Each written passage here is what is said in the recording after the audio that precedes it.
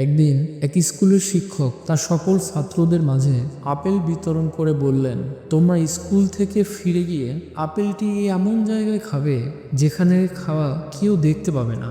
পরের দিন স্কুলে এলে শিক্ষক তাদেরকে জিজ্ঞেস করলেন, তোমরা কোথায় এবং কিভাবে আপেল খেয়েছো?